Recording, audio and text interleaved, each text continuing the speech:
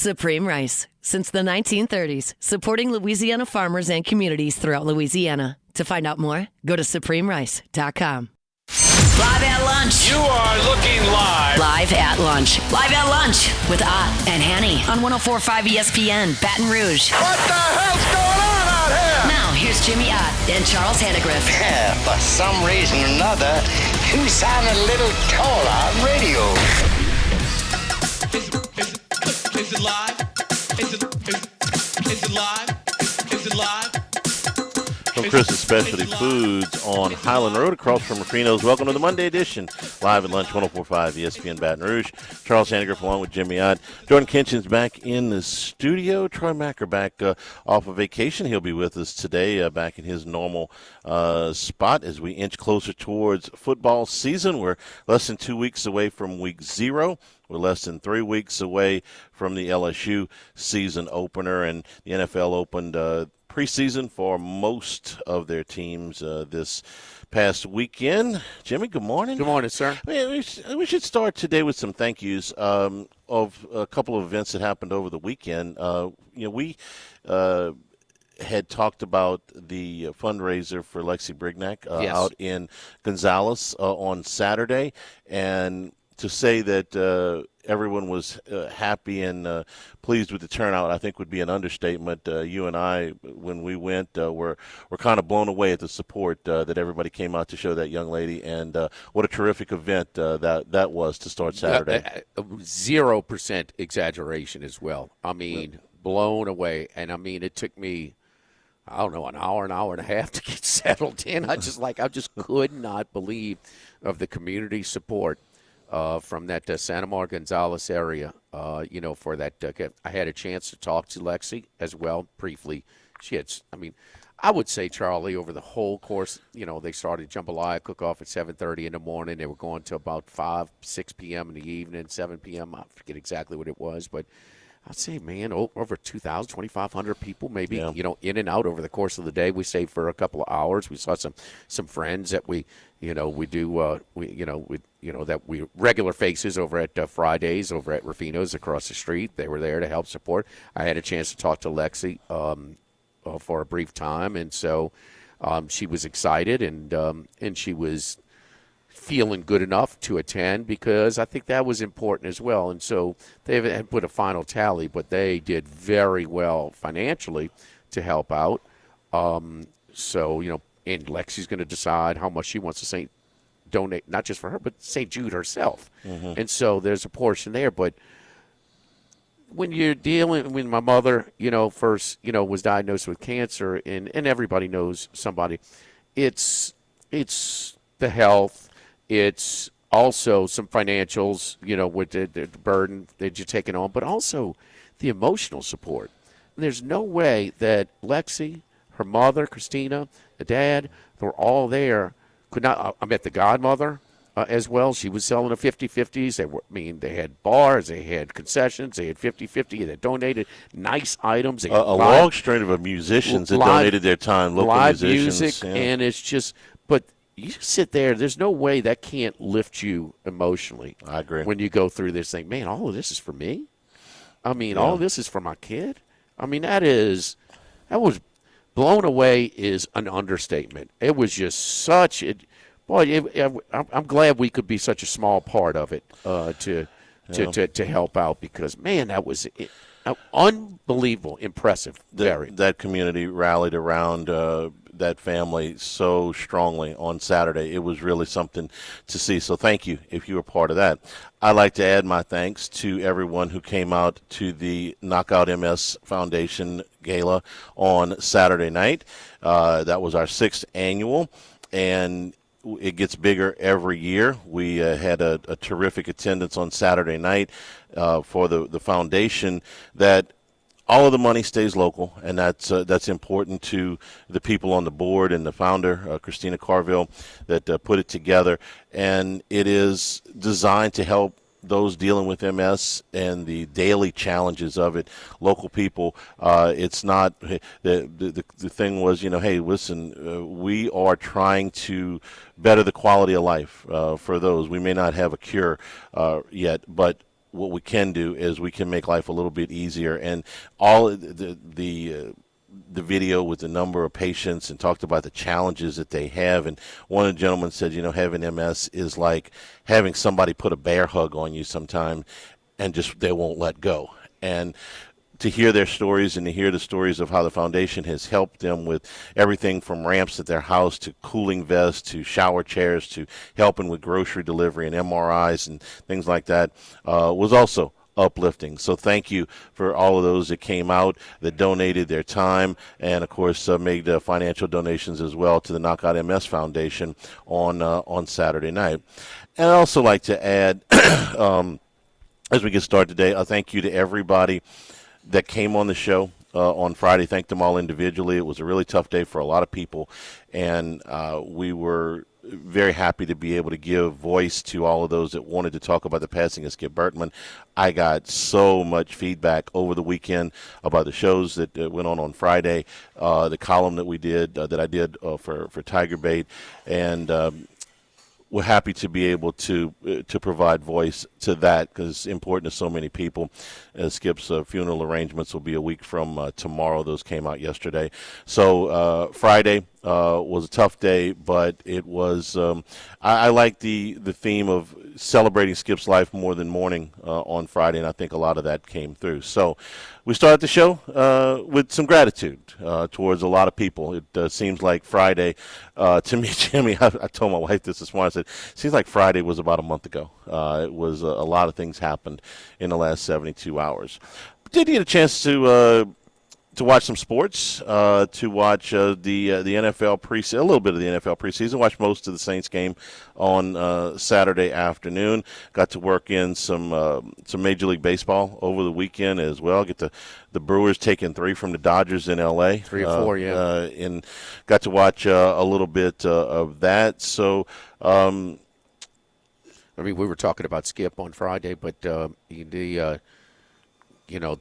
they stole that first game on Thursday night where Diaz had a two-run lead, another blown save. 4 straight singles, I think he gave up. I know it was a lot, whatever. But they chased some booze in Dodger Stadium. So did you notice they went right back to him on Friday night with the lead? He got out of it, but it was a hit batter and 2 walks in 6.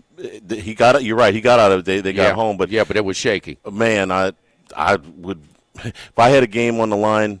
I'm going back to Logan Scott if he's available, man. I just I don't know that I can trust Diaz if I'm the Dodgers right now. They got some time to work that out, but Milwaukee looked more the best on at least in this series. The billion-dollar question there, Charlie, is Milwaukee, who was they could not even be competitive with the Dodgers in the series last year. So just being so overwhelmed and just so non-competitive. And I thought this year, Miz is partly Cy Young. They got some other. Their pitching, their starting pitching is top 5. Their bullpen is top 5. Their lineup can win more than just powering numbers. And now they have a 3-game lead for the number 1 overall seed over the Dodgers. Atlanta's in between, but can that give them a little bit of confidence? Because, for a long part of this season, I'm like, I've seen it before. Still too many faces that were involved last year, and you add a guy like Scooble. Man, mentally, this team is just not ready to compete. But the Dodgers, since they got spiked in their odds, and it was at plus 160, they're in a lineup funk. Scooble has lost 2 of his 3 that he has started. So. Does it give enough of a lift where Milwaukee can be competitive? And yesterday's winning pitcher, Logan Henderson, the kid out of Lafayette, he has been really, really good for a long period of time. They only like to go through through the lineup twice, so he's a 5 to 6 inning pitcher. But he's been really, really good. And he got to 7 yesterday, which I think was the first time. He's the reason that Scooble was not traded to the Brewers. The Dodgers insisted on him being included in the package, and the Brewers would not put him in. Is that true? Yeah, and that was the sticking point. He was the player. he doesn't have as many innings pitched as Skubal for the year, but he's got a better ERA, he's got a better whip, and yesterday he beat him. I watched pretty much that whole game yesterday, looking for something after everything that we had done all week. I was like, man, let me sit down and watch a baseball game. And they ran Skubal's pitch count up, and they got him out of the game. And, he got to the 6th inning, but they beat him. The guy that they wouldn't include in the package, and Skubal didn't pitch bad. He only gave up 1 earned run in the 6 innings and 2 runs total. They made an error, but Henderson beat him. He went an inning longer, and he had slightly better numbers. So Dodgers are 5-11 their last 16. Yeah. I know we got a month and a half left in the regular season, but we'll talk to Troy at 11:30. But only plus 170. How's a team lose 5 of 6? Lose 11 of 16 in their futures just because they're loaded down with it. That's why they don't want any more. They don't want any more of a liability on it.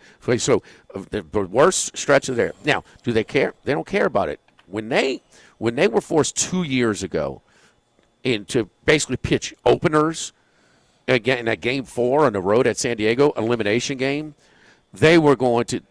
They don't care about the regular season. Even if the Padres continue to roll, they're 7 back right now. It's not likely, but they just don't care about they want to be healthy. They want to be healthy, and that's something when we talk about our local boy and Paul Skeens, we've been calling for a while. Give him a start off. They're finally going to do it. It's kind of a start off, and it's kind of just pushing back a start. I think they're talking about him starting instead of Sunday. It's going to be Wednesday. Yeah, it was 3 or 4 days extra. I was, and guess what? They won yesterday. He's been hurting them. I'm sorry, he's been hurting them. They are losing the majority of the games since his velo and his spin rate are down, and so and his ERA is way up. It's finally they're going to try and do something to alter. Just try. What's it going to take? And they got a schedule that's coming up the next 10, 12 games where there might be the finishing blow on the Pirates' postseason chances. It's brutal at San Diego, at Dodger Stadium. We think that this move is a good 3 to 4 weeks behind, if not more, but at least they're finally doing it. We got a lot to get to today. Sam Burns, another Sunday that was disappointing. We love Sam, but, he was so great on Saturday, but Sunday couldn't get there. Saints preseason opener along with Garrett Nussmeier made his pro debut, played for Kansas City this weekend, and LSU had a scrimmage. I don't know how much we can tell you about that. Probably none because we didn't get to go, but that's okay. Still a couple weeks away from week 0 in college football starting for good. We're here at Chris's Specialty Foods. They're getting ready for tailgating as well. Yeah, so you can do one of 2 ways. I think it's an option on your tickets to do the revelry. So you got a bar and 3 participating restaurants. That's right. Chris's Specialty Foods will be one of those participating restaurants for the Revelry tailgate set up on campus. So a lot of people are in tailgate groups, but if you don't, if you're not one of these 40, 50 people tailgate groups that you take your turn and it's your turn to handle up, whatever, you just got a couple people. You got some people coming in from out of town that you're not a part of a tailgate group, and you don't normally go to campus. You can put that as your ticket package as well. So it's an option. So we're proud to be doing that. And also we load up over here for tailgating packages. Chef can put together, whether it's, finger sandwiches or boudin balls and just the cracklings, anything that we do, man, fried catfish trays, shrimp trays, whatever it is, you name it, po' boy trays, we can do it for you for tailgating season. And if you're doing your own cooking, well, we got enough to load you up for tailgating season as well. We have everything over here that imaginable to throw on your grill. And, it's such a treat, too. Especially for, we want to have a Louisiana flavor. What better way to get a Louisiana flavor and throw on your grill while you tailgate? You go to Thibodeau store or Pierre Part store and get your grilling items, and then you get load up over here at Chris's Specialty Foods right across the street from Rufino's. Live at Chris's Specialty Foods, live at lunch, 104.5 ESPN Baton Rouge.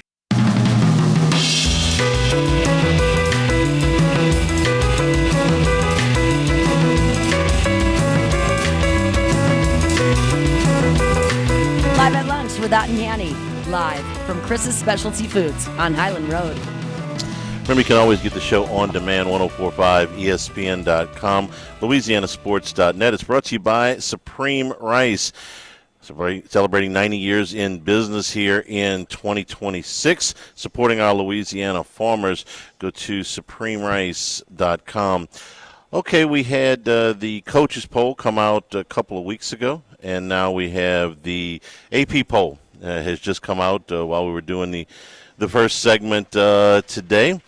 Do a compare and contrast with where LSU was in the other poll and where they are in this poll.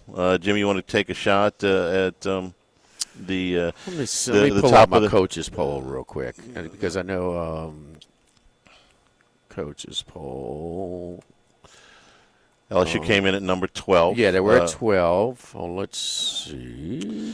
And the number one team in the country was Ohio State. Okay, I think Ohio State might be the same. I think Notre Dame's going to be a little bit higher. Okay. Instead of 5. Maybe 3? Split the difference with you. Notre Dame is 4. Okay. So a little Slightly. bit. Slightly. Okay. They swapped spots with Texas. Okay. In the coaches poll, Texas was 4, Notre Dame was 5. They swapped spots. Top 3 are the same: Ohio State, Oregon, Georgia. They are. Okay. Indiana 6. Yes. Okay. I don't know about a whole. I don't have any. Is Penn State even higher than 17? No, they're not, but they're not far behind it either. Okay. They're in at number 18. Okay. The rest of the top 10. I don't really have I don't see where. I don't have opinions where it might be that much different. There's not very much different. The Notre Dame Texas flip-flop is the only change in the top 10. LSU, who was 13 in the coaches poll, I think I said 12 a minute ago, was 13 in the coaches poll, is 11 here, and they have swapped spots with Alabama. Alabama was 11 in the coaches poll, and they are 13 here. LSU is just the opposite. Texas Tech is the team that is in between the Tide and the Tigers in both of those polls. I'll be surprised if Alabama's better than LSU this year. They are respected for their defense, but I mean, if Simpson was coming back, that'd be a different deal. I mean, he had a good enough season where he was drafted in the first round. I mean, we know how much better you're supposed to be that second year. That's why I was down on Aller. You know, I saw him that second year. So then going to the third, but it's funny. I'm kind of pulling for Drew Aller a lot. You know, I'd love to see him run off Rodgers. I mean, he had a good. Ways I say that he had a good first preseason game over the weekend. It's kind of been there's a few of those, Apparently, out of the whether Alabama, it's Beck, whether it's Aller, whether it's apparently out of the Alabama camp, the freshman has turned more heads than the other quarterback, the kid. No, Keelan Russell is. Everybody on campus thinks he's starting. Yeah. I mean, over Mac. He's had everybody. He's had a better camp. He threw for like 4 touchdowns in the spring game, if that means anything. But he'll be a first-time starter. Not very big. Shifty, but not. You don't want him running a ton, but he can a little bit. But for very kind of like a touch passer, it puts a lot of touches on his ball. So I mean, he's not just trying to throw all fastballs. But I'll be surprised. But I mean, it's a lot. Their strength is their defense. Speaking of defenses, up here at St. Nicholas, man, this defense is going to be pretty good for LSU. Yeah. Some of my sources telling me, man, they're going to be good on defense. So I trust with Kiffin, with the offense. We've talked about it instantly at Ole Miss with more practice restrictions during COVID year, and maybe not as good a personnel. They hit the ground running against a top 5 team. Instantly at Florida Atlantic, instantly at USC, instantly at Tennessee, various degrees. They all got better, and they all got better in a hurry. That defense this year, you got better than 600 yards offense against a top 10 team. What's that now? He had 600 yards offense against a top 10 team. I don't know if all those other places he did that. Oh, no. That's what I'm saying. Various degrees of got better, but he popped at every one of them. I mean, there was nowhere that they came out of the gate and they were just flat. 10 to 12 minutes is the media access. But talking to some of my sources, and this is not revealing anything. This is just a specific, of about Kiffin is working my guys who know a little bit about offense, they said, man, he is letting Charlie Weiss do a lot. Said he is trying almost, at least he's working a lot with the receivers, is Kiffin. Yeah. He's spending a lot of time with the receivers. Now, we know that Charlie Weiss has not been on his staff forever at all of these stops where he's had all this offensive success, but Kiffin certainly knows enough about offense to where he is entrusted. There's a reason. Yeah. There's a reason that some of the guys wanted to come. Someone just said no. He was kind of at the top of the list, huh? Bringing him over from Ole Miss. Oh, they had dubbed the offer again, even after the initial. And had to come back and raise the offer. So, it's a time of optimism. I get it. But just some specifics that get to some people that are talking unwarranted, kind of, give me some information. All of these things fit, okay? The defensive improvement. You've got the two leading tacklers in the Southeastern Conference over the last 2 years that are lining up side by side at linebacker. You have a near double-digit sack guy that you've imported from Ole Miss. You have a safety that I know nobody here has seen him play in a game yet, other than it. If you happen to catch the boy, say that kid is a fantastic player. I would be shocked if he didn't have a big year. And as long as the corners stay healthy, that's fine. If those freshman defensive linemen can step up and give them they're going reps, to be in a rotation. If they can give them good reps, then that defense is going to be really, really, I think, something to see. And I'm very high also on Deshaun Spears at that star. I think he is going to be an excellent I think he's going to have an excellent year. So I get all of that. And on the offensive side, it makes sense. Weiss working with a veteran quarterback, okay? They're teaching him that system. The offensive line seems to be set, and all three running backs are going to play. The real question mark for me is, where is the separation among the wide receivers? Because most observers out there, myself included, I went out there a couple times, I don't know that there is a ton of difference between, say, number 1 and number 5, or number 2 and number 6. There's some reps to be sorted out there. That's what he's trying to figure out. That exactly. That's where I was going. If he's going to spend more time out there with those guys, because he's got to figure out where the line is. How those reps are going to be divvied up. So all of that fits. It doesn't. Charlie, you talked about this is not a league where you depend on true freshman defensive linemen. Okay, you'd prefer not to. Well, let me distinguish between what LSU is asking of guys like Anderson and Lamar. At Ole Miss, Orgeron recruited some really good defensive linemen. They were forced into a role that was a lot early. Starters being your main guys. These guys, at a minimum, are going to be in your rotation, and if they're having success, depending on their success, how much of that rotation. But you got to, for instance, Oklahoma was one of the best defenses in the league last year. They had a true rotation of 8. They had and they rotated, and they kept them guys fresh, and that was a big part of Oklahoma's success, defensively last year. This is the same type of thing. Injuries may cut into that rotation. We'll see. But you're not dependent on these guys to be lead dogs. Now, can Anderson, is getting some reps with the ones reportedly and stuff like that? Yeah, that's fine. He's got an NFL body right now. Yeah. But also, we've already seen him being on campus and being part of the nutrition center. His weight is in better shape. Same thing with like Lamar. Lamar he's going to benefit just the opposite. He doesn't need to streamline. I mean, he looks 255 out there running, but he's 295. Yeah. So he is just going to. And the other thing about Lamar Brown, Charlie, he's a true, he was never held back. So he's a young true freshman who's he's just getting into the maturity level of, where he wants to be. And those guys, so next year, they're going to be better off.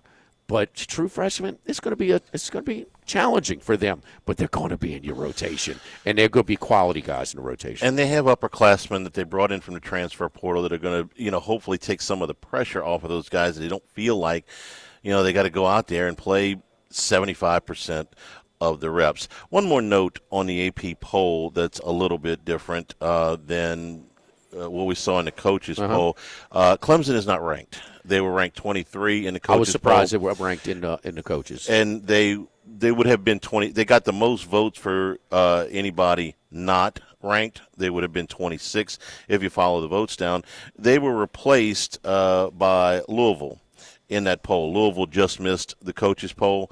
They made this, and of course that's Ole Miss's Week 1 opponent, the Louisville Cardinals. So when you see the rankings come out and you see Clemson is either 23 or Clemson is unranked, depends on what poll that promotion is. Trinidad, a little walk around campus, walk around the square interview with Reese Davis. He's doing some of these. Okay. Now I think saw he him went playing down to ping pong. Miami as well and with the Mensa. Which one did you see? I saw him playing ping pong with Reese Davis.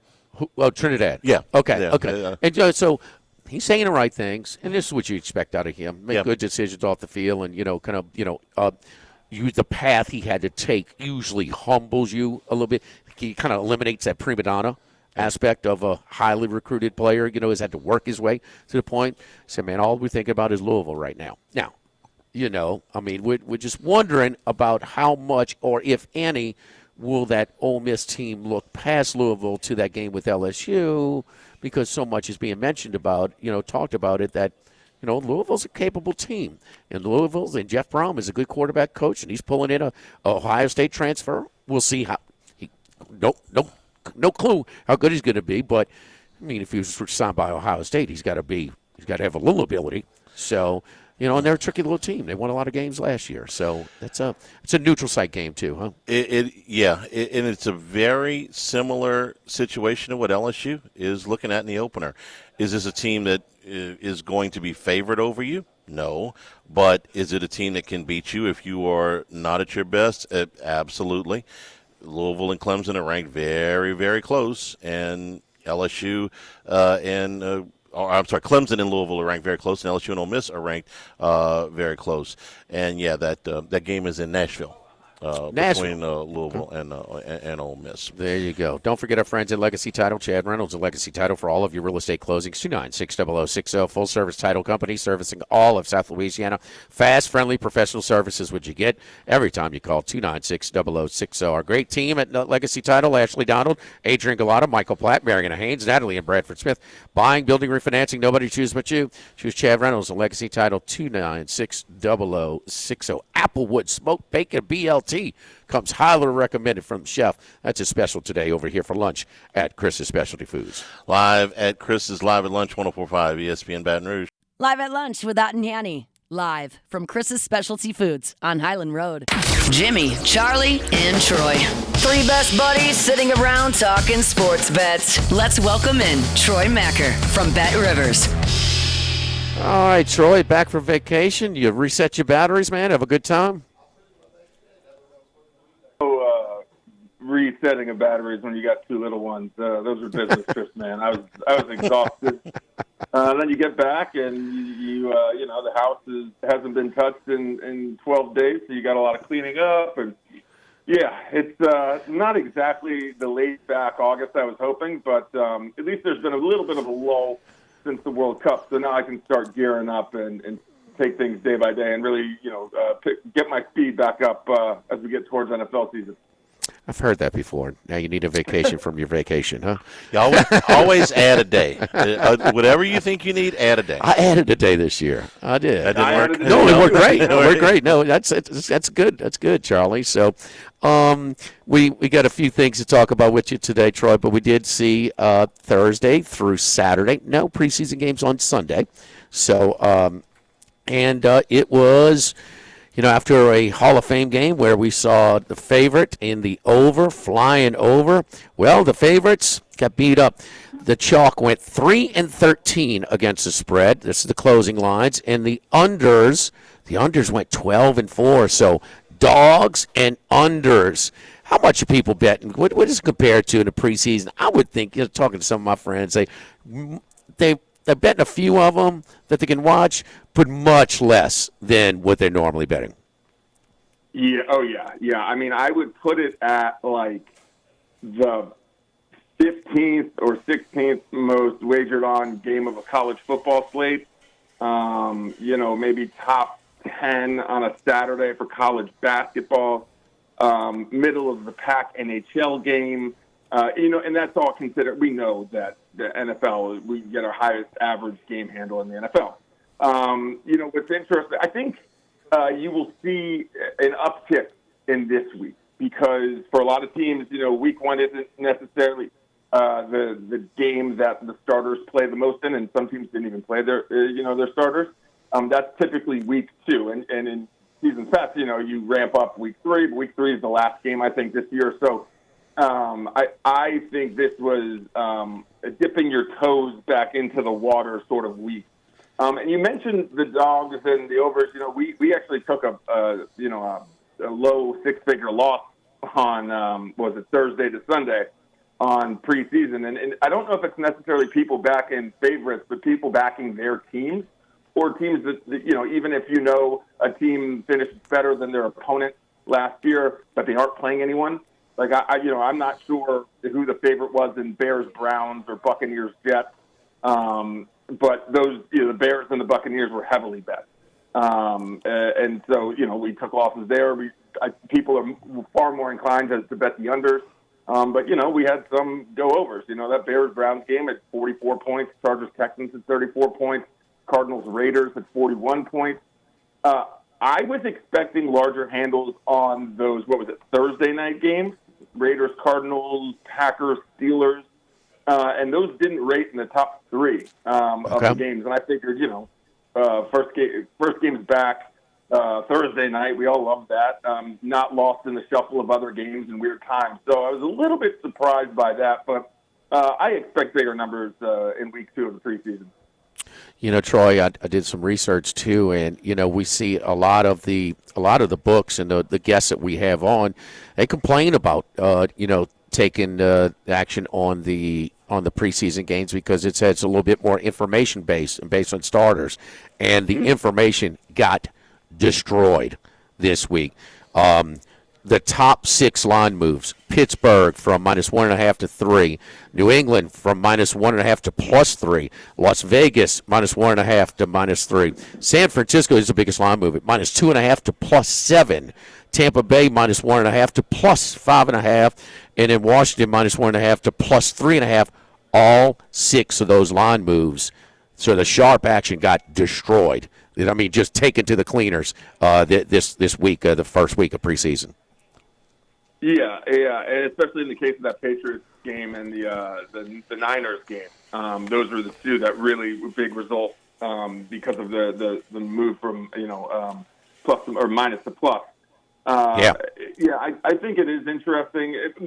For the information base, it's really hard to bet on 4 quarters before the game begins of a preseason football game because even if you know somewhat of the game script, the starters are going to play for a drive or a quarter. It's the second 2 quarters that you just don't know, and that's when coaches may just decide to try a 2-minute offense or may work on something specific, and things can go out the window in a hurry. We see some weird situations at the end of preseason games. I've obviously been on vacation and haven't really locked into the betting on preseason. So right. I'm honestly not sure if you can bet on first half. If you can, that's the direction I would go because I'll even more specifically, Troy, I put a little parlay together. We do a pick show on Matt's show to close out the day of our local program, and I put first quarter for Cincinnati against Detroit. They lost the first half. Because Zach Taylor wanted to go for it at his own 45 on 4th down. He gave him a field goal at the end. But anyway, that's what Burrow played. That's it. He played the first quarter. He didn't play it. He didn't take a snap in the second quarter. And the Saints-Jacksonville game is a good example of what Troy is talking about. Even though neither team played their starters, the Saints control the first half completely. Right. When you got down to the end, they had a throw to the end zone from the 2-yard line that would have won it. That would have flipped the money line. On that. And it was a bunch of guys that you probably won't make the team. Hard watch. I know everybody, but that was a hard watch on Saturday. I mean, I was a little pissed off that Channel 9 took off the golf and put on the Saints. I'm serious. I mean, I just can't. I can't. There's nobody playing. None of the nobody. None do we need playing. to see any more Spencer Rattler? Well, Zach Wilson played well on Saturday for whatever that means. Okay. I'm not in any hurry to move Spencer Rattler out of here. For some reason there seems to be he can fetch something in a trade and all that. I'm like, look, man, you got a trade for him? Well, exactly, and. If somebody gets a quarterback hurt, you want to bring him in. I'm not in any hurry to run Spencer Rattler off. He's just fine. He is a good, young, cheap, capable backup quarterback. I'm fine with him. I know what Zach Wilson is. Let's move on to Major League Baseball, where they are playing for keeps right now, and the big dog, and that's the Dodgers, and they flex their muscles, and we talked about it, how they picked up Skubal, and he was the prize jewel back-to-back reigning American League Cy Young, and they brought him in. He's lost 2 of his 3 starts now with the Dodgers, and Troy at Bet Rivers, you guys, it spiked at 160. They're still plus 160, even losing 11 of 16. Yeah, that's not going to change either. There's no way that you'll be able to get anything in the realm of value on the Dodgers to win the NL or to win the World Series going forward.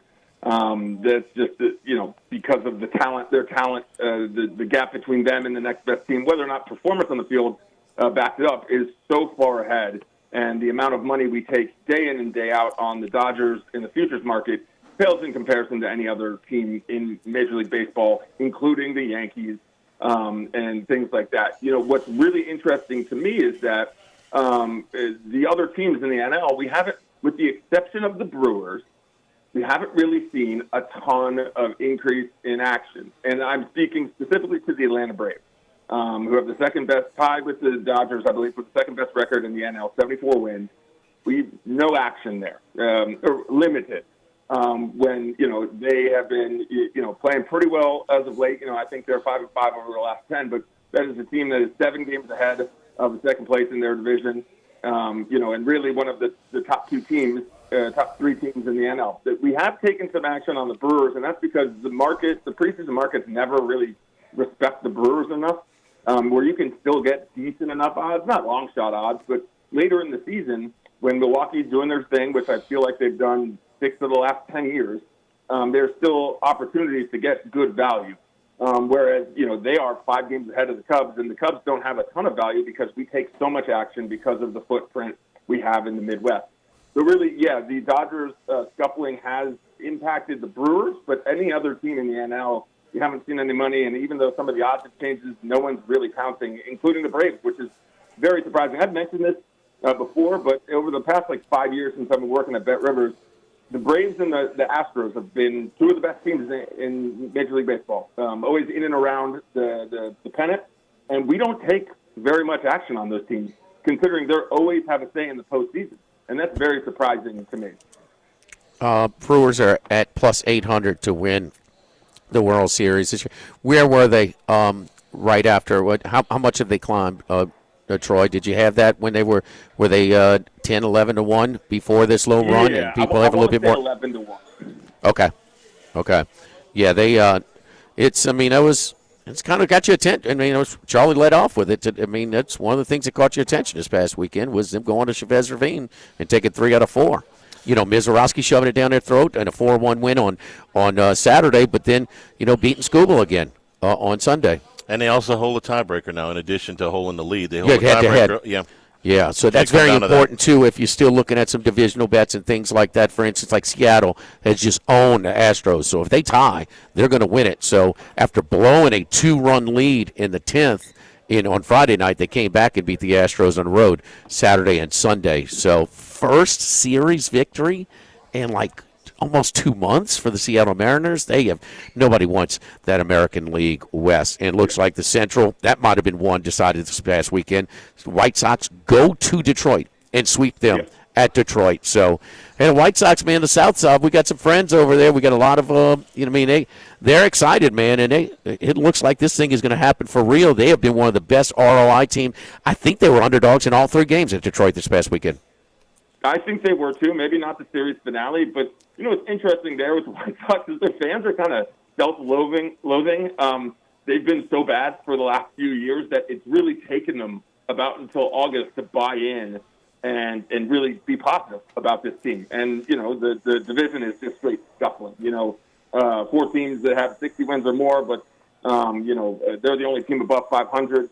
And you can get you have been able to get really good odds on them, in the months of May, June, and July. So if you did back them, but again, the fans have not really wanted them to be good because they've hated everything they've seen from them for the past 4 years. So it is kind of, homer bet, sure, but anything with conviction has been hard to come by. I have talked to recently maybe a few weeks ago about to one of our colleagues is stationed in Chicago. I said, man, well, the Cubs are on a roll. He said, I'm a White Sox fan. Well, I say most of you locals are. I get that. You think we all a little, these tourists that come in and pull for the Cubs and take our shirts off in the Wrigley in the bleachers, Charlie. So anyway, but he said, oh, yeah, it's about time. I'm like, geez, and here they are again. But, yeah, Troy, for the record, yesterday they were plus 110. Saturday they were minus 110. And Friday, even money. So all three of them. And they were down 4-1 yesterday at Detroit and just stormed back to win it by multiple runs. Follow Troy on Twitter at Troy Macker. That's Machir, Troy. So right around the corner, we'll be talking more and more football and maybe how some of these, maybe even early lines, week 0, week 1, or even futures in the NFL are adjusting. Appreciate it, Troy. Thank you. Thank you, guys. Have a good one. All right, Charlie. We are here at Chris's Special. Applewood smoked BLT. Huh? Yeah, that's lunch today. Getting ready for tailgating here at Chris's Specialty Foods. We're just a couple of weeks away, man. Tailgating, whether you want part of your revelry package on campus at LSU, or if you're bringing your own stuff over here from Chris's Specialty Foods, we'll put together any platter. We can create it to your liking. Come over here and meet with Chef, and he'll put it together for you, or give us a call and order it via the telephone. And also, hey, man, if you're grilling, this is a grill master, tailgating griller, grilling type of fiesta, man. It's just everything from just ready to just throw right on the grill, from chicken and pork and steaks or ground wagyu. You talk about just everything imaginable. Homemade sausages are wonderful over here from Chris's Specialty Foods. Live at Chris's, live at lunch, 104.5 ESPN Baton Rouge.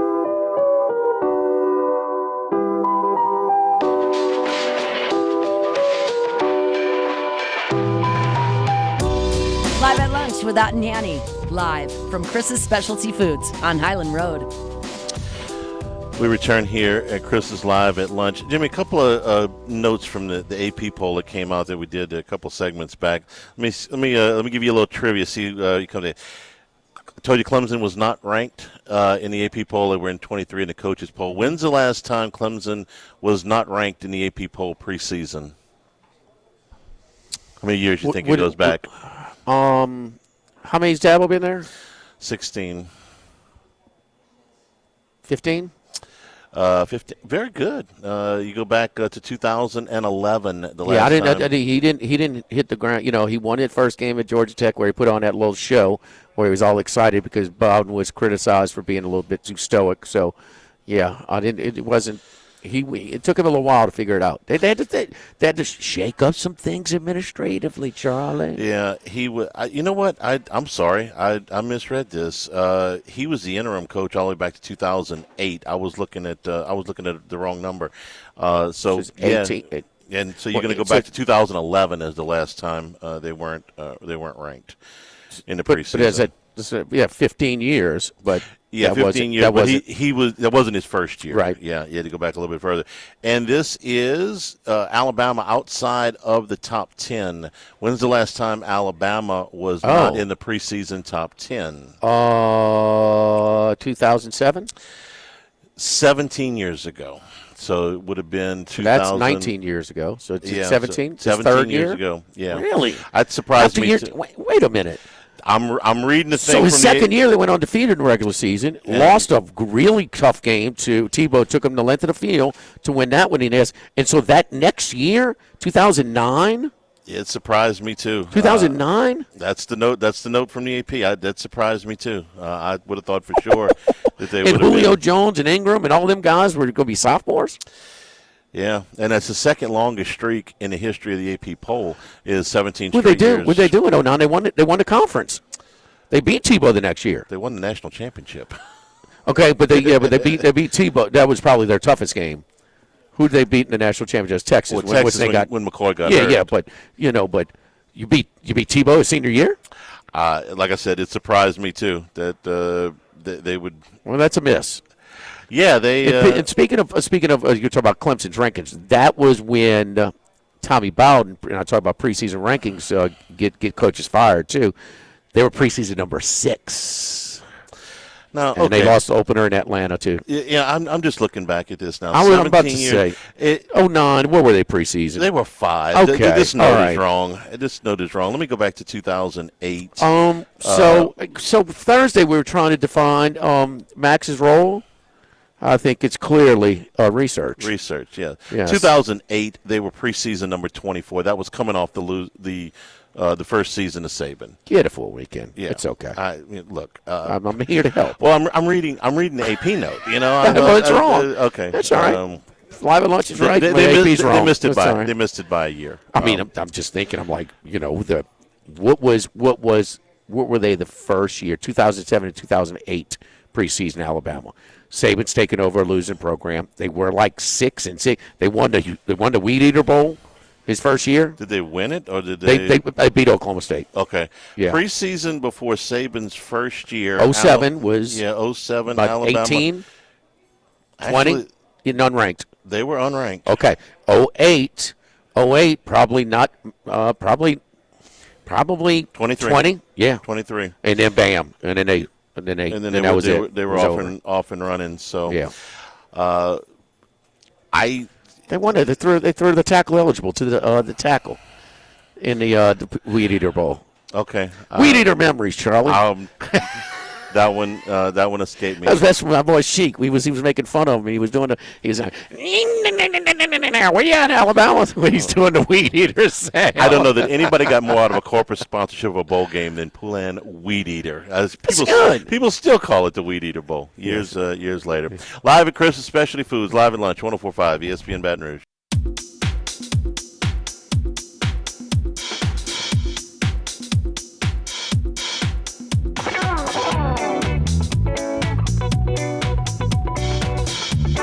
Live at lunch with Ott and Hanny, live from Chris's Specialty Foods on Highland Road.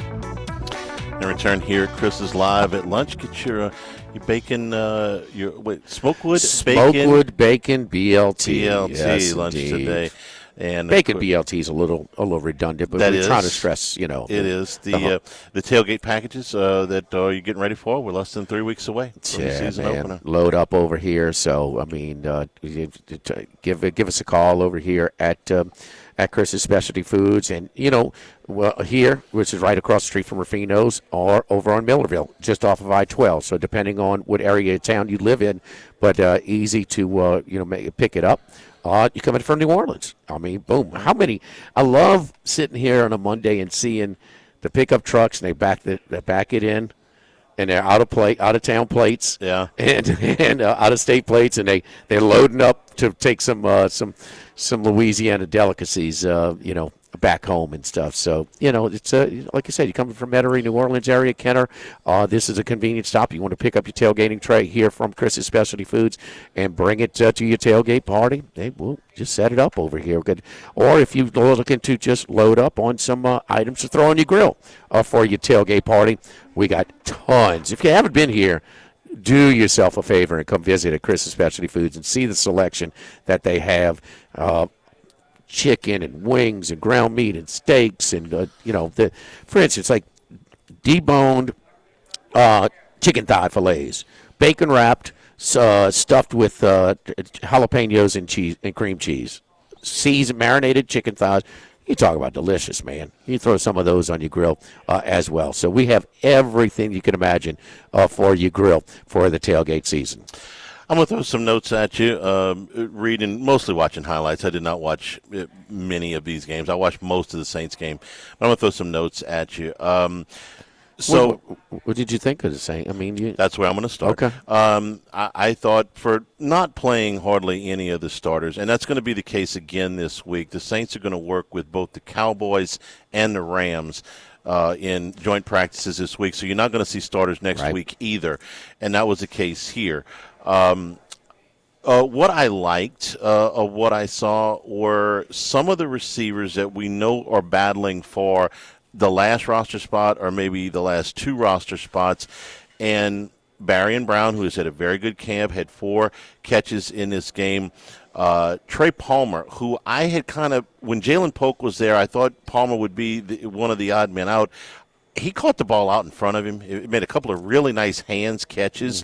One of them near the sideline. I thought he had some nice plays in the game. And Bub Means, who ended up leading them in receiving yards with 77, I thought also had a really good game. So that competition, I think, passed the first 3. And this may be even more important now, Jimmy, because Jordan Tyson has a hamstring. I don't know how bad that's going to be, how long that's going to be. We know how those things are, and we know his history. So these roster spots at the bottom of the receiving tree, I think, are very important. I thought all 3 of those guys put a good foot forward, and I was happy to see Oscar Delp out there getting some playing time, because I think the kid's got a terrific future. To your point, Charlie, love the way he plays. You know, these speed guys like Palmer, who ran a 4.33 at the NFL Scouting Combine.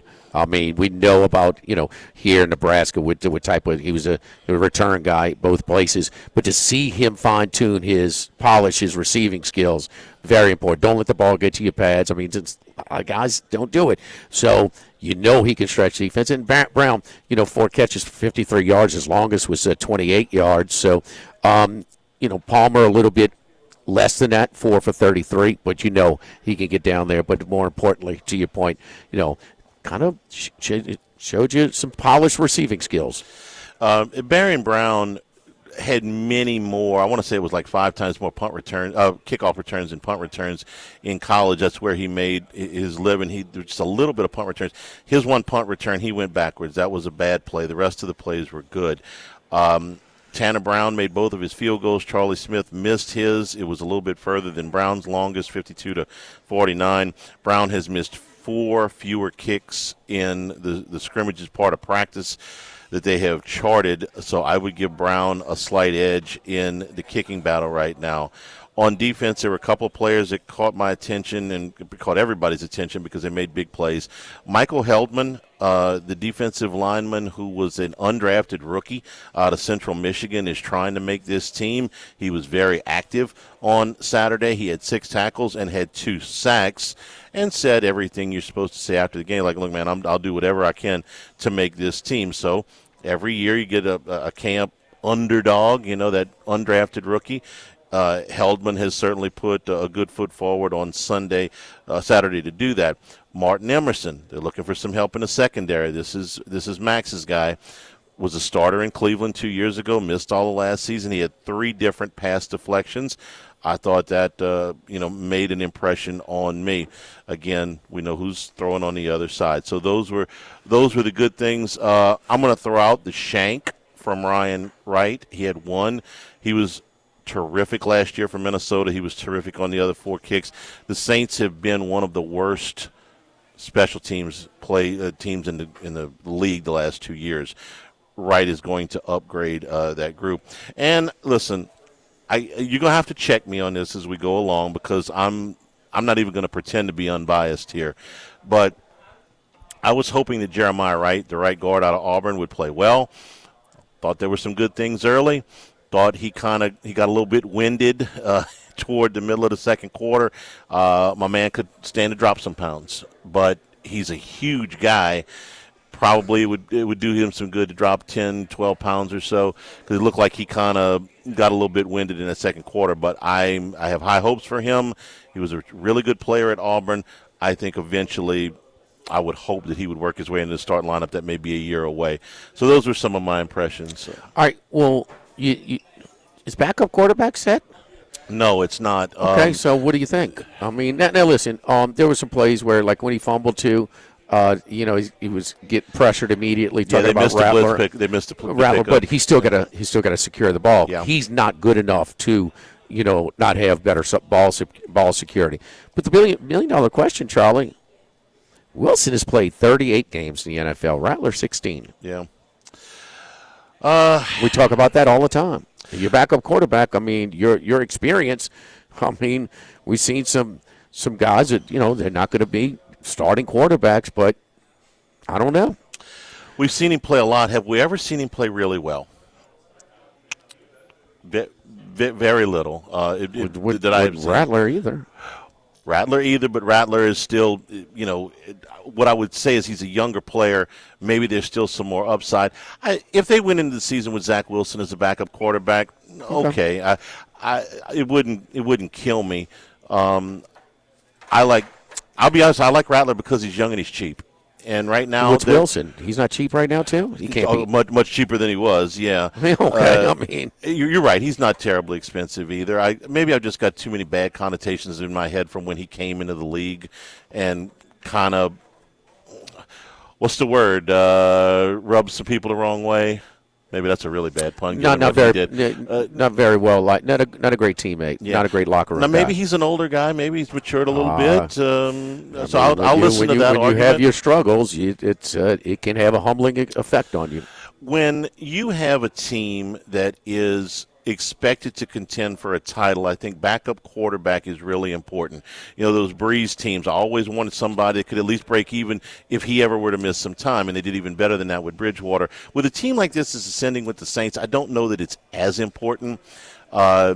Maybe they're a playoff team, maybe they're not, but I wouldn't go spend a whole bunch of money on a backup quarterback. So if these guys, are your backup quarterbacks and they don't go 500, all right, it sets you back a little bit, but I don't expect this team to contend to go deep into the playoffs. So it's not as big of a deal. If I'm the Rams, my backup quarterback's a big deal. If I'm the Seahawks trying to repeat, my backup quarterback's a big deal. And in any number, Buffalo, my backup quarterback's a big deal because if my guy misses a little bit of time, I can't go 0-4 or something like that. For a team that's on the way up, it's not as important. At least that's my read on it. Speaking of the Saints, their division, a colleague of mine, Will Hill, he's Connecticut-based, kind of Yankees guy, but very thorough in Major League Baseball as well. But he's prepared on all of his stuff. He liked Atlanta going into the some of the futures on them division and things like that. Mm-hmm. He said today, with things that are happening so far in preseason and training camp, he is backed off of it. So his watching Tua, with him is, the problems that the major injury that they had on the defensive line, the Pierce with his eight games, although you might argue that might be the best you could hope for if you pull him for Atlanta. But he says, no, I have them. I can't. They're not refundable. But I am off of endorsing Atlanta. Yeah. What do you see? How much sticks in what we see in preseason and training camp? Some does, some doesn't. They've still got one of the best young receiver, running back, and I'll even add the tight end because Pitts finally had the big year everybody's been waiting for last year, combinations in the league. Bijan Robinson, Drake London, Kyle Pitts. That's a really nice set of skill position guys. So you've got that going for you. We know when Tua had weapons at Miami and he was able to stay on the field, they put up some decent offensive numbers. When Tyreek Hill was healthy, when they drafted Jalen Waddle, I wouldn't say he has Dolphin weapons. That the same. They have some nice weapons with Pitts. Is he ready to graduate? I mean, Cousins has only got to find him. So Pitts had the breakout year last year. Can he follow it up with Cousins? Yeah, half Cousins, half Penix. Yeah. But his numbers went up when Cousins was throwing. Yes, much. Most specifically, that game at Tampa Bay on Thursday night. Now, you have a guy like Bijan Robinson. He can take over a game at times. He's really a better back than Ashan. Yeah. But so with all those things, as far as Pierce goes, you're right. 8 games is a gift. Because when I read the report and what happened in that instance, it's like I didn't know that guy was going to play again. There was a good chance he was going to go to jail, and certainly not this season. So getting anything out of him. Don't you think they want to try and start Penix? Don't you think they want him to win a job? Because we don't know. We've seen to a ceiling. We kind of know what it is. He does not have a strong arm. He is injury prone, to say the least. Penix has had his injuries as well, but Penix at least has a little bit more of a live arm. But we're not ready to – I've got a little bit more of a final report kind of on Tua than Penix. Okay, we've got a and so that, to your point, that's the same thing you kind of looking at with Rattler and Wilson. Yeah. You see more of Wilson. to know his limitations. Right. The problem with Penix right now is he still hasn't been cleared for full activities. He's only doing 7-on-7 stuff right now, so he's not even able to compete for the job right now. Yeah, in a vacuum. Did you see Tua Friday? I didn't. UGLY. I saw the reports, but I did not see the. Game. It was not pretty. The visuals. You can look. The box score speaks for itself, but the visuals are pretty rough too. Did you see any Garrett Nussmeier? I did. I saw a little bit of that. I did. A lot of underneath stuff. Average right at 5 yards an attempt. He did get hurt again. He kind of tried to do a little spin move from a pass rusher. It didn't go well for him. They landed on his arm. The broadcast team for the Chiefs, it was a home game, so you had there. They said, man, we're surprised he come back. He came back in the game. He wanted to. They had like about a 3rd and 6 from their own 6-yard line, and he flicks it. I mean, about 55 yards in the air. Didn't really step into it, and a beautiful rainbow throw to a guy who's going to take it to the house for 94 yards. One problem, he dropped it. Oops. So that would have completely changed his stats, the yards per attempt, the whole thing. That would have doubled it. And so a lot of underneath stuff, but okay. I got asked this question last week if I thought Nussmeier would make the roster. And I said, I think he's more likely to be on the practice squad. It's just my impression. But then I was reminded that Andy Reid usually keeps 3 quarterbacks. Well, if he keeps 3 quarterbacks, then it's Nussmeier or Chris Oladokun. The old. He's a runner. Yeah. He's not a thrower. He's thrown 55 passes in his career. He's 28 years old. He just wants to run. I saw him too. Yeah. Do you think they will keep Nussmeier on the active roster?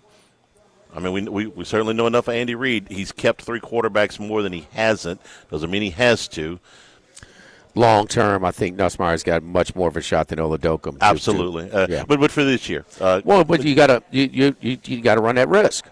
He's got to clear waivers, and one of their 31 teams might pick him up. You got to put him on your active roster, but they got to clear. Yeah. And so you're rolling the dice a little bit with him. I think they'll keep him on the active. Yes. Yeah. Okay. Well. Had a good.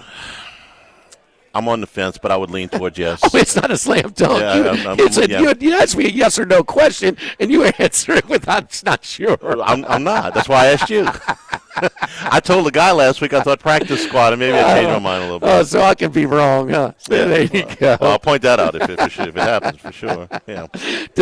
Dana Brown at the law offices of O.C. Brown, your law firm for a lifetime. Downtown Dana Brown, both Charlie and I have used Dana's team of specialized attorneys for different reasons. Get in a wreck. It is not fun. It's a pain, and he's going to do everything to make it as pain-free as possible. Absorb the blow with you. Contacting doctors, paying for doctor's bills, specialists, the whole thing. Negotiate with the insurance companies. Dana's going to handle all of that for you. So, and also get you to that doctor quicker to get you feeling better. As soon as you can. So his dad started this second-generation law firm back when he was district attorney of Baton Rouge. Downtown Dana Brown at the law offices of O.C. Brown, 343-1111 and ocbrown.com. Live at Chris's Specialty Foods, live at lunch. 104.5 ESPN Baton Rouge.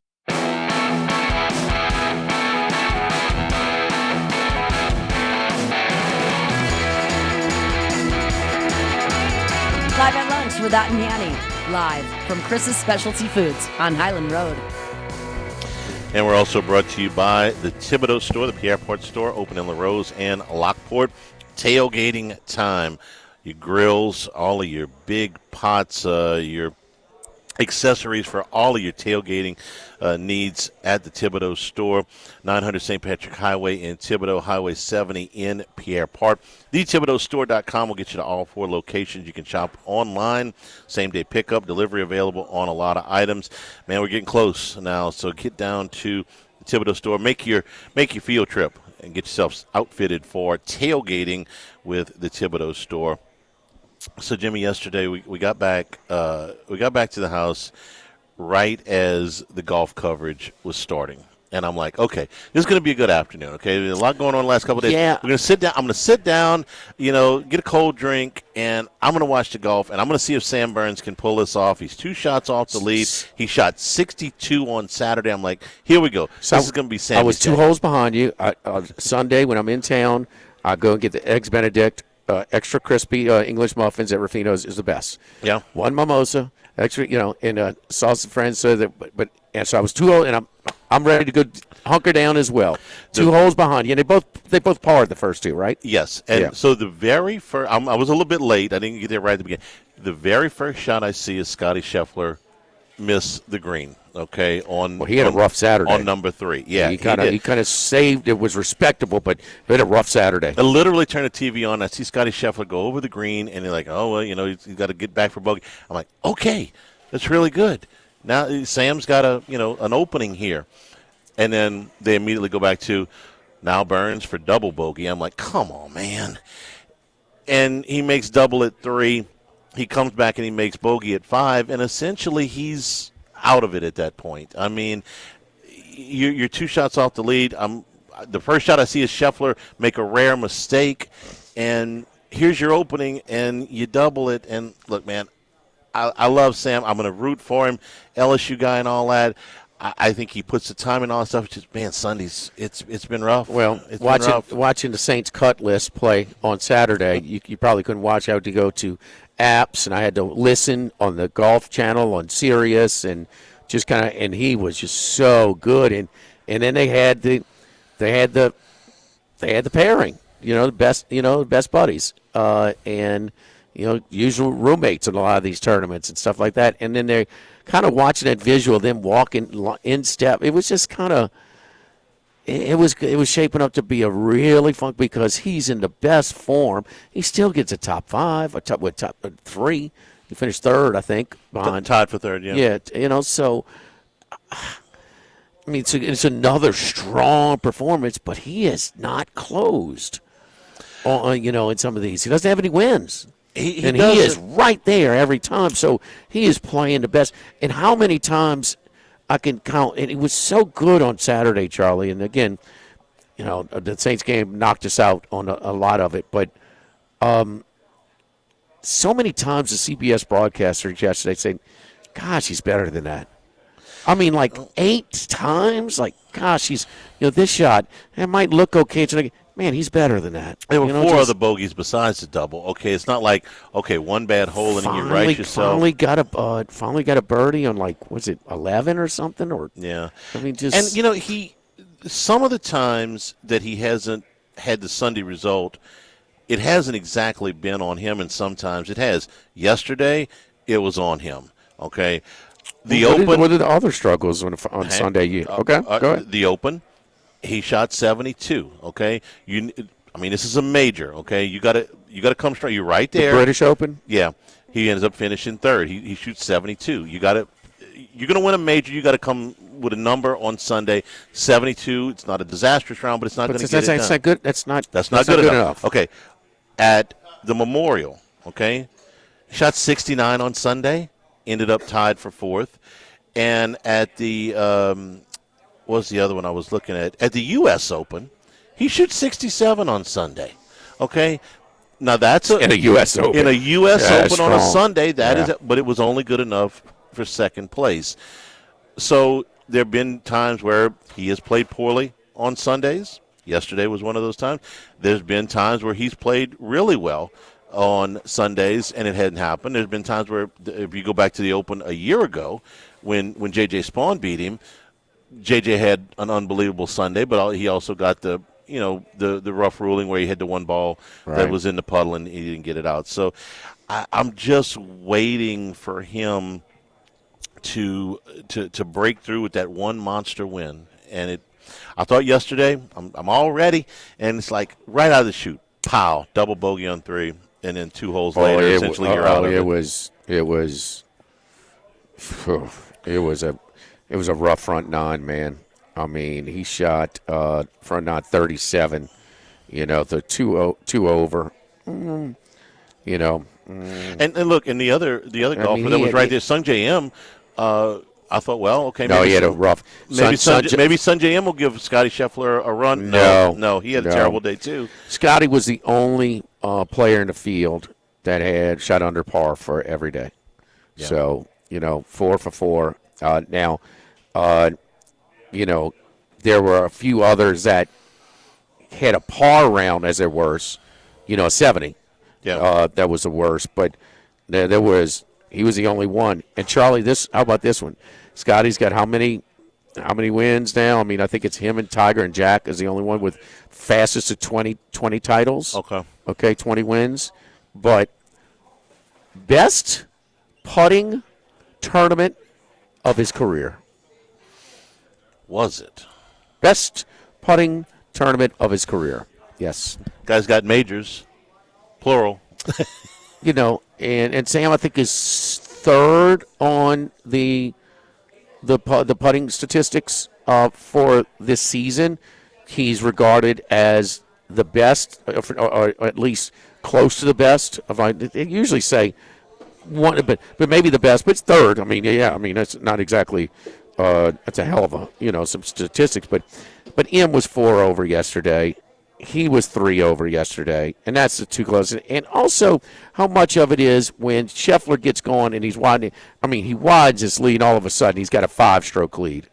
And he had and Burns is about to pull within 3 because he had a much more makeable putt than Scheffler. Scheffler hits his, and Burns just missed. And look, we're not talking about all of his putts are really, a lot of them are really, really close. They just didn't fall. But then you start overextending yourself.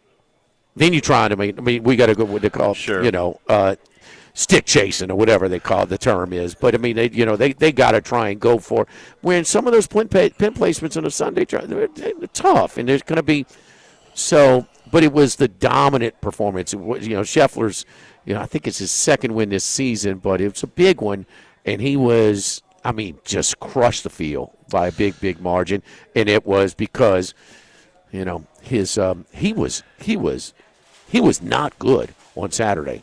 He had a wrong and still shot 2 under. Yeah, he allowed me to watch the entire Dodgers-Brewers game because I didn't have to watch the golf anymore. Yeah, he made it. He made it. It reminded it when I looked at the results because I went back to check the same thing you were talking about this morning. It almost looks like a horse race in form.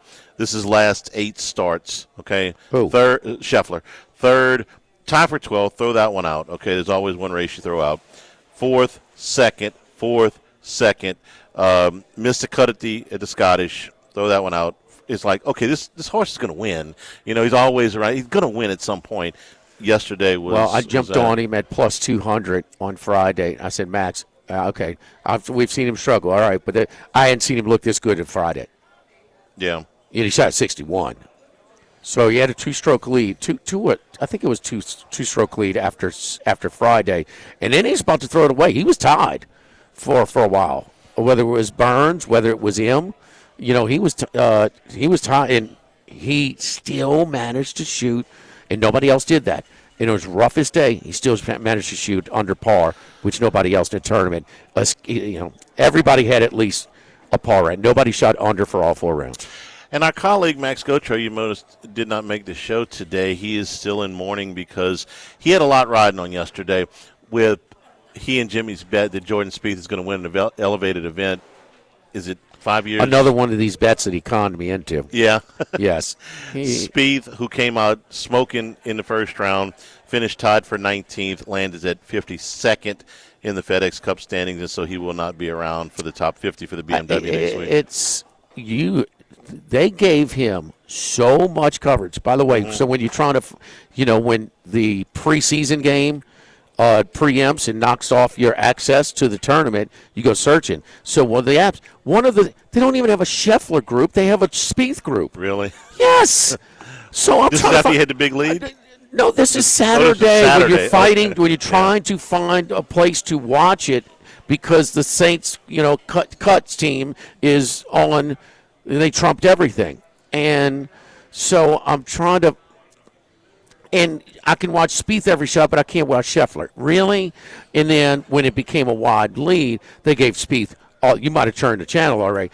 They gave Spieth Every shot they were talking, and they were talking about and I thought Brian Harmon, the Georgia product, was really good in his commentary because they're trying to find filler here because there's not a whole lot of drama with the tournament. And he talks about, he says that's what I like about our sport. We've got the actual tournament that's going on. We got that tournament, but then you got to finish. I did see that interview. 50. Wasn't it good? It was terrific. The different levels of competition within the tournament itself. Yeah, are you going to get into this thing? Are you going to make your card? So CBS latched on to speed. Yeah, and they showed him every time. But Charlie, he's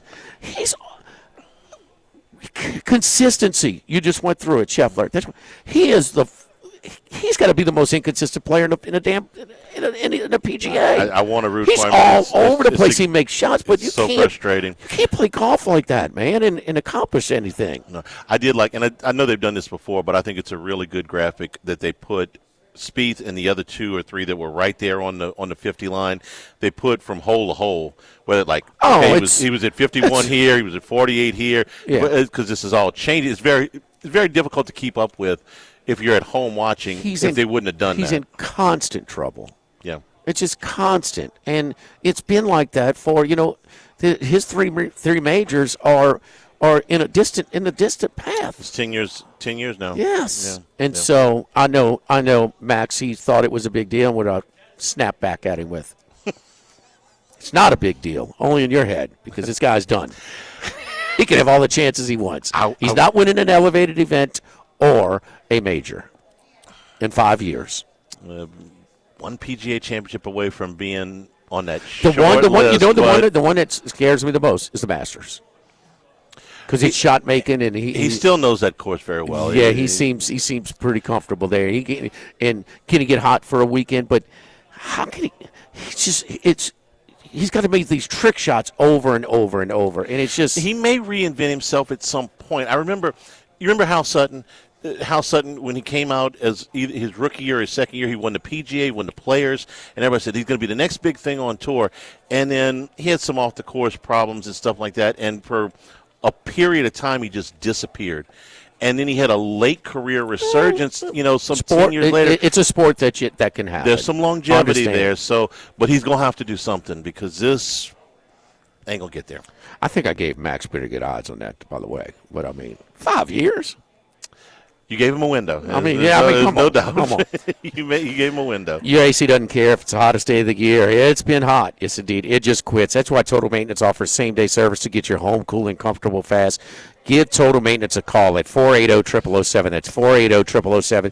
Plus, the repairs are backed by your lifetime warranty, giving you confidence long after the repair is complete. When your AC breaks down, don't sweat it. Call Total Maintenance, 480-0007, 480-0007. Same-day service. Nobody goes to sleep hot. And ask about the Elite Membership Plan, where all of the services, man, we just twice a year, 50% off diagnostics, 50% off repairs. And if you join our Elite Membership Plan, you get a $200 signing bonus. That's right, immediate credit for when you do have to repair equipment. That $200 signing bonus comes into effect, and you build on that $200. Half of your $39.95 monthly bill goes straight to that credit as well. So you're not hit with that big ticket when you have to repair equipment. Total Maintenance, 480-0007 and tm-ac.com. Live at Chris's Specialty Foods, live at lunch, 104.5 ESPN Baton Rouge.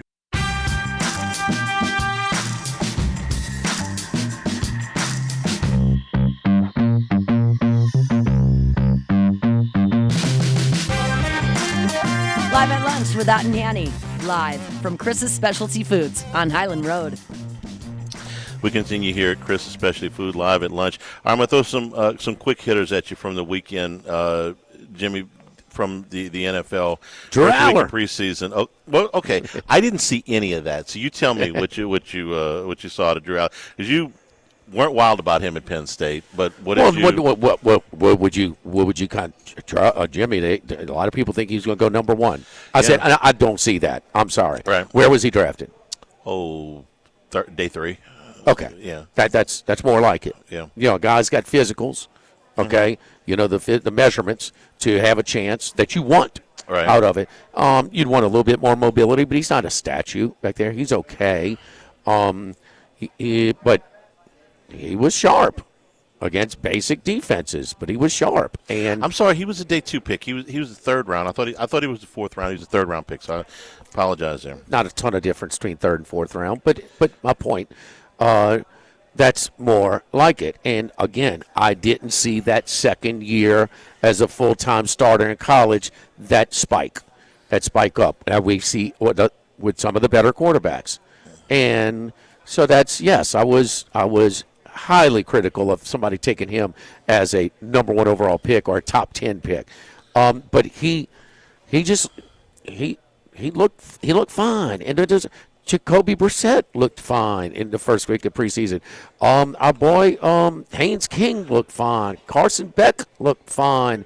I mean, good. All these guys look good. How much it is going to translate, I just don't know. Anthony Richardson was not bait throw a pick, but he was okay. You know what I mean? The Colts front office came out and kind of almost told you, we're not trading this guy. We're going to keep him. Okay, in so many words. Well, you might want to reduce the amount of time he spends in preseason also, but what translates to the regular season?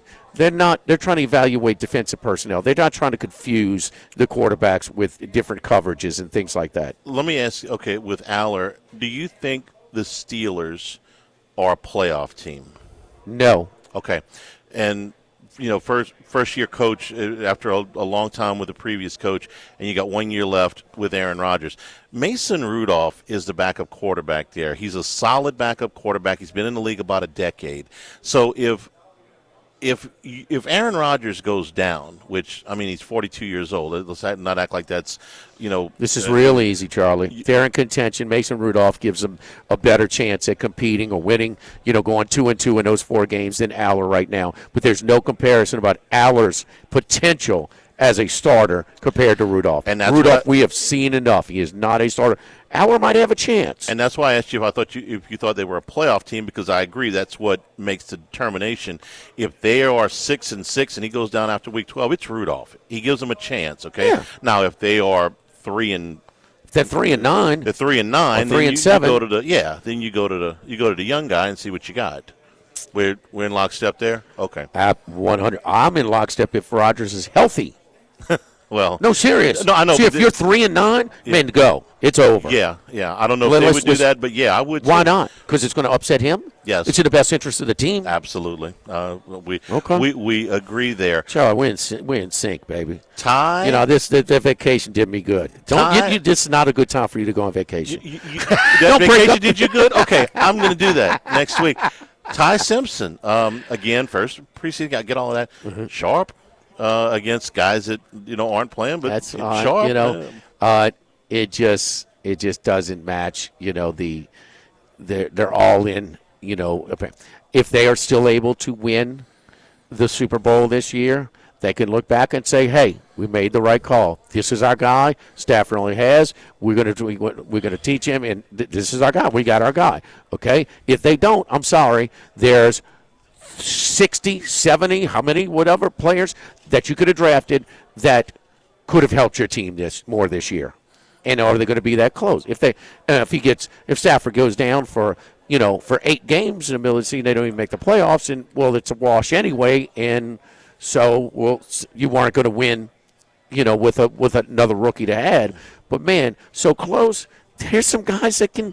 Gonna get you over that hump and secure. I wouldn't have done it. I thought it was a bad move, and I think he hurt his development personally as well, not getting reps at Miami or Alabama.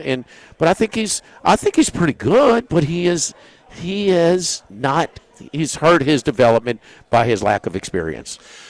Cleveland, Deshaun, they got routed. The Bears ran them out of the stadium, but Deshaun Watson looked reasonably accurate. I went and watched the extended highlights of this because everything. You'd have to, yeah. Because everything went and got blown out of. Usually gets blown out of proportion when it comes to Shedeur Sanders. So good or bad. So I went back and watched him. Watson was accurate. Sanders looked rough. The interception in particular. Just to say, yeah. It was a rough.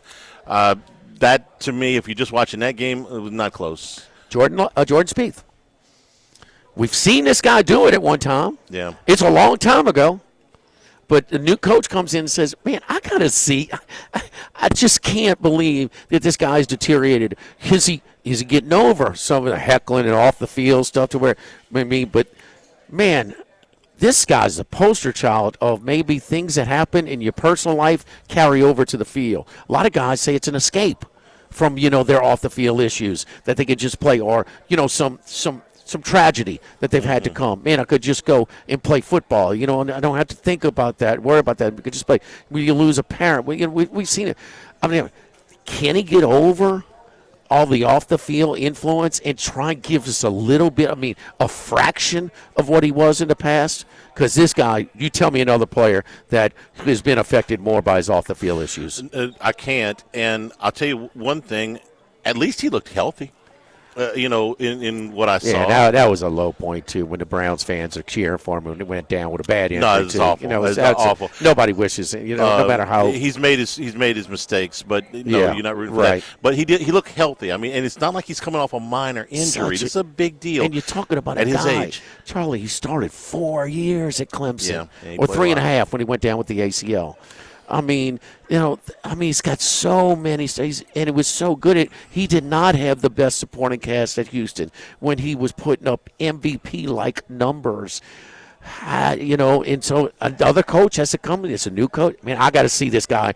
I got to see it to believe it with my own eyes, because the other guys are not your option. So you're going to give him a chance with a new system, new terminology. Maybe all of this gives it a little bit of a new lack of impact on his off-the-field problems. One more.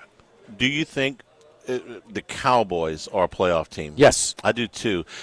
They are sort of working without a net, because when I was talking about backup quarterbacks before, I would want to have – I'm the Cowboys. I think I can make the playoffs. I want to have a trusted player behind my starter. They don't. They've got a potential guy in Joe Milton. Now, he had a nice outing in the game against Seattle. That's my point. I think he's terrible. One of the biggest arms we'll see, but he was not accurate when he was at Tennessee. He was scattered. Tell me about somebody less accurate. Eyeballs. Okay, I could look at completion percentage. But I'm saying he's as bad of a thrower as it gets. But if you can get better, if you can work on the command of your fastball, the talent, as a backup. The arm talent is there. Well, that's what we're talking about. Yeah, as a backup. Is he a reliable backup? All the guys you talked about as far as have a chance, like I'll give Aller way more of a chance than Milton. Way more of a chance. They don't have another guy. He's their backup guy. So because they got rid of Lance, right? Can you go to? Yeah, he's with gone. Who's he with now? The Chargers. Yeah. If the Cowboys have to rely on him for 4 games, can they break even? If that's part of my bet, I want off. Okay. Yes. No. Unless they're playing some bad decision making, a lack of accuracy. He is about as bad of an option as you can have. Of all the guys we talked about, he is the roughest that I've seen. He had a good first game of preseason on. There you go. Congratulations. Fitting for his jacket. Don't forget, we're over here at Chris's Specialty Foods. Tomorrow, Doe's Eat Place. Wednesday in Gonzales at Snow's Seafood and Steak. Thursday at the Original Walk-Ons. And Friday at Ruffino's. So the following Thursday and Friday, we will be in Las Vegas doing shows. So come see us over at Ruffino's. We had a great crowd at Ruffino's the last Friday. And I did the whole weekend. Thursday, Friday, and Saturday. I went to lunch Thursday, dinner, Saturday, brunch, Sunday. Yeah, happy to see you, huh? Customer of the week? Well, must have been. Kind of Howard's like you back again. So, but Chris's Specialty Foods, man, you getting your ideas together, whether you want to bring a tailgate tray, even if coming from New Orleans, right off the interstate. 2 minutes off of the interstate if you're on your way to Tiger Stadium. But also, just come out and check out some of the inventory that we have before last minute, and check out and maybe sample some of the things that you want to at home. You got a tailgate practice, Charlie. If you want to, you got your specialty chicken that you throw on the grill, and you got to do a funnel in between, turn and meat. I don't know. Get a practice at tailgate. Now, that's a practice that I'm willing to go ready to go out to. Oh, the funnels? For the. I wouldn't advise funnels at our age. No, okay. no. But the chicken. Okay. Chicken. Live at lunch from Chris's Specialty Foods, live 104.5 ESPN Baton Rouge.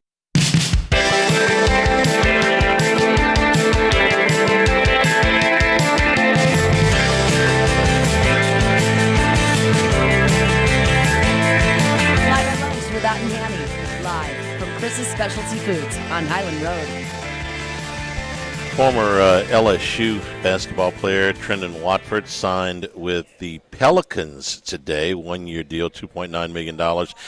Played for the Sixers last season, 6.5 points, 3.3 rebounds, 2.5 assists last year.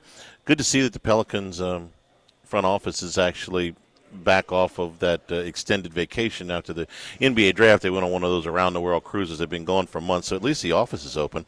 That's good to see. Watford, a 1-year. Speaking of LSU basketball, first day of class is today. Next Monday, huh? Oh, that's right. It's Monday, 24th. 24th. I'm sorry. Yeah. Yeah, a week away. And so we will get their roster soon after, and just let it be known. You'll be very, very pleased. Okay. I'm happy to hear that. No, this was move-in weekend. There was living closer to campus than you do. I'm sorry. I knew it was a Monday. It was a Monday ahead. Yes. The traffic picked up considerably over the weekend by campus. The NBA has also cleared the Clippers and Steve Ballmer on the money. Really? Laundering, funneling, whatever you want to call it, to Kawhi Leonard. So I guess they can go through with the trade now and move him to Toronto. But they were investigated. It took a long time. That was a long, long investigation. They put that trade off because of that. They cleared. The NBA found no evidence that they funneled money through a team sponsor to pay Kawhi Leonard. So they can move forward with that trade now. It was I don't know. I saw the NBA release some of their primetime games on Christmas and stuff. Man, y'all had your chance. Before the NFL came around. You can do that. How many we went on Christmas now? 5. Five? No. NFL. Oh, it's been 3. It's 3 now? 3. It's 3, yeah. I thought you asked me about the... They've experimented with 1. Kamara and Vikings was one of them, huh? Yeah, that was when it scored 6 touchdowns. Only 6. LSU 11 in the AP poll that came out at the beginning of the show today.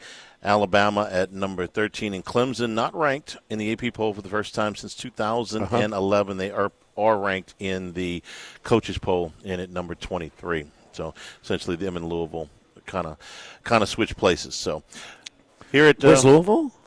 They're ranked in the AP poll. They were not ranked. Oh, Louisville. Okay, I was about to say. They're 24 in the AP poll. They weren't ranked in the coaches poll. Louisville and Clemson kind of teetering back and forth. All right, still got time before the football season starts here to get your tailgating supplies here at Chris's Special. Yeah, and also don't forget it's our $10 Tuesdays tomorrow. So our plate lunch special will be for just $10 tomorrow over here at Chris's Specialty Foods. But yes, tailgating platters and tailgating needs to throw on the grill. It's a great place to come check it out over here at Chris's Specialty Foods.